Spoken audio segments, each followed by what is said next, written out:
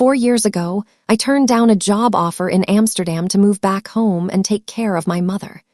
Last month, going through her insurance paperwork after she moved into assisted living, I found out my sister had been getting paid for it the entire time. Not help paying, not splitting anything with me.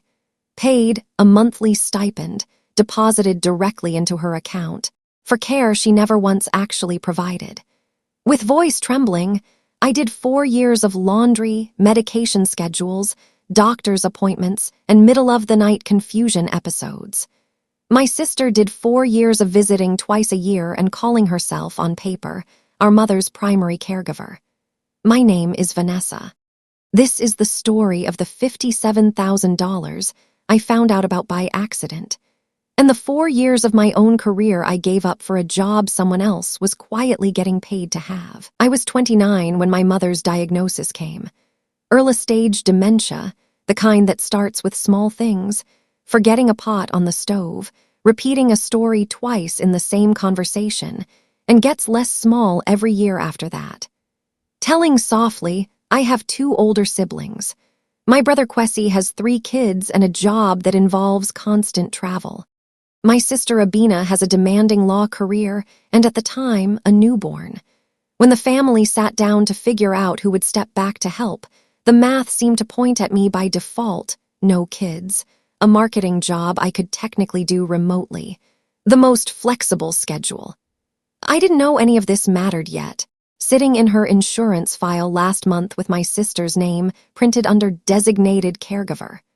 I know it now because of one line item, buried in 4 years of paperwork nobody ever expected me to actually read. I'll get to that line. First, you should understand what the most flexible schedule actually cost me. I'd just been offered a position in Amsterdam, the kind of role I'd spent 6 years building toward. I turned it down the same week the family made its decision, and never told anyone how close I'd come to saying yes to something else instead. The first 4 years looked, from the outside, like exactly what everyone assumed they'd look like. Me doing it.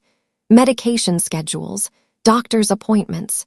The nights she got confused about where she was and I sat with her until she remembered.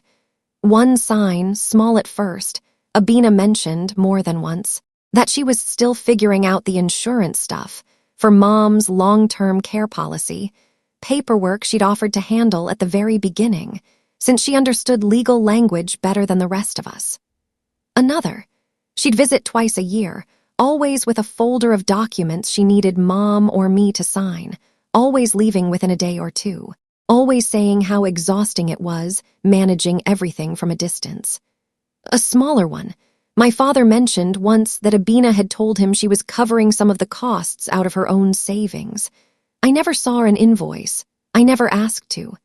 The fourth, whenever I brought up how tired I was, how much of my own life had quietly stopped happening, Abina would remind me how much harder it would be for her, with her career, with her own kids now. The fifth, she always seemed to know exactly how much the home health aid visits cost, down to the dollar, for a service she'd never once scheduled or paid for herself, as far as I knew.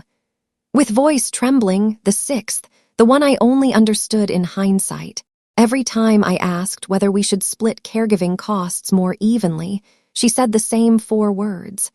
I'm handling the insurance. I never once asked her what handling it actually meant. Mom moved into assisted living 7 weeks ago. Her decline finally passed what I could safely manage alone at home. Closing out her old paperwork fell to me, the way almost everything had for 4 years. The long-term care insurance file was thick, 5 years of claims and reimbursements I genuinely never looked at closely, because Abina had always said she was handling it.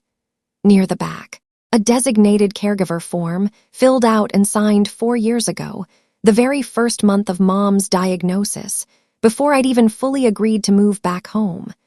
Abina's name. Abina's signature. Abina's bank account listed for direct deposit of the policy's monthly family caregiver stipend. Shocked silence, $1,100 a month, for 52 months. I did the math twice before I let myself believe it. $57,200, deposited into my sister's account, for a role I had been the one actually performing since the week the paperwork was filed. Angry, I called the insurance company directly and asked how the designated caregiver gets determined and changed. The representative told me it's usually set once early and rarely gets updated unless someone specifically requests a change. Nobody had ever requested a change, including me, because nobody had ever told me there was a designation to change in the first place. I called Abina that same afternoon. She let it ring through to voicemail twice before finally picking up on the third try. I didn't ease into it. Why does the insurance company have you listed as Mom's designated caregiver? Silence, long enough that I almost said it again. I set that up in the beginning, she finally said. Before we knew how things would actually shake out, I meant to change it once you moved back. That was 4 years ago, Abina. 52 months of payments. Shocked silence. I used some of it for Mom's things, she said. Gifts, extra visits, things that don't show up on a spreadsheet. Twice-a-year visits, I said. That's what $57,000 bought. With voice trembling, she didn't have a real answer for that. Just a long pause, then quieter. You offered to do it. Nobody forced you. I want you to sit with that line the way I had to. Nobody forced you.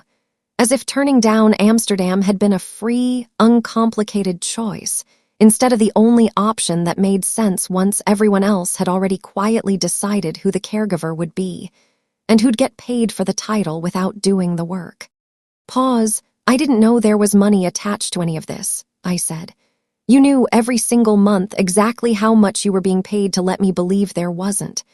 I was going to tell you eventually, she said.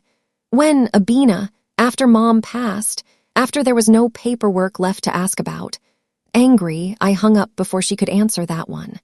Some conversations don't get better the longer you stay on the phone for them. I told my father the same week.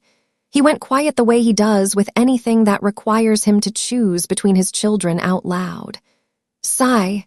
I didn't know, he said, more than once, like repeating it might make it feel less like something he should have caught sooner.